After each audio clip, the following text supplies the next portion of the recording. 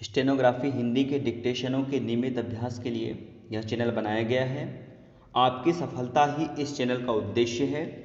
सबसे पहले अपने इस चैनल को सब्सक्राइब कर लें, साथ ही आगे के अपडेट्स के लिए बेल आइकन को प्रेस करना ना भूलें।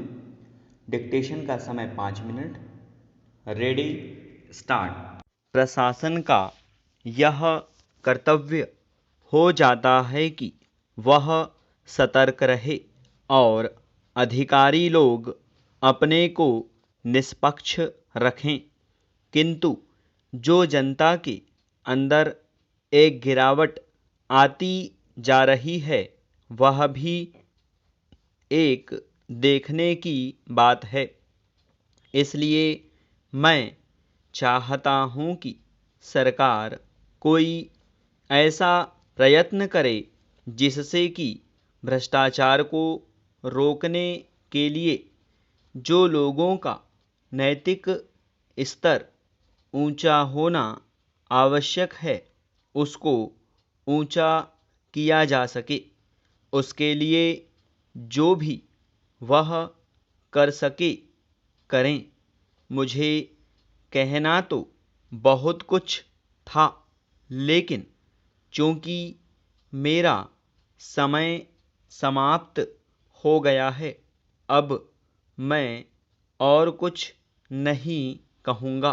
पैरा महोदय, इसलिए मैं माननीय रक्षा मंत्री महोदय का ध्यान इतिहास की उस चेतावनी की ओर दिलाना चाहता हूँ कि हिमालय की चोटी पर जिसका अधिकार रहा है उसका गंगा और यमुना के मैदान पर भी अधिकार रहा है।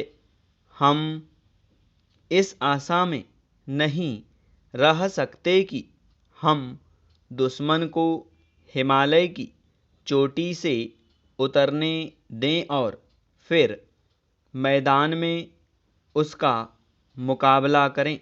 मुझे याद है कि कुछ वर्ष पहले प्रधानमंत्री जी ने बड़ी दृढ़ता के साथ यह कहा था कि हम हिमालय को दहेज के रूप में नहीं देना चाहते और यह नहीं कहना चाहते कि साहब आप टहलते हुए यहाँ आ जाइए।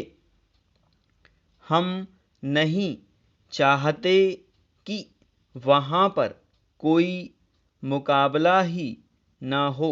मैं समझता हूँ कि अगर किसी भी सैनिक अधिकारी के दिमाग में अभी तक यह भावना है कि हम हिमालय की ऊंची चोटियों को छोड़कर नीचे मैदान में आकर युद्ध लड़ेंगे तो उनको भ्रम में नहीं रहना चाहिए। यह एक घातक बात होगी, एक आत्मघाती नीति होगी।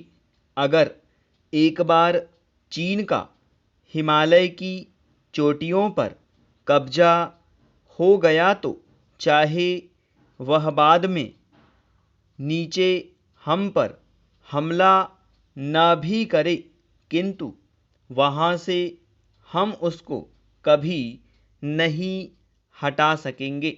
इसलिए इस संबंध में स्पष्ट निर्णय किया जाना चाहिए। पैरा इसके बाद मैं मध्यवर्ती क्षेत्र के बारे में कुछ कहना चाहता हूँ।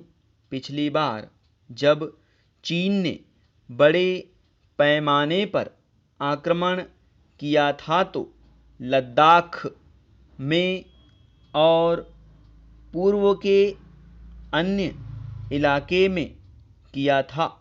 मध्यवर्ती क्षेत्र में मिडिल सेक्टर में लड़ाई नहीं हुई थी, लेकिन मेरा अपना अनुमान है और बहुत से लोगों को इस बात की आशंका है कि अगर अब कभी चीन ने दोबारा हम पर आक्रमण किया तो वह मिडिल सेक्टर में करेगा।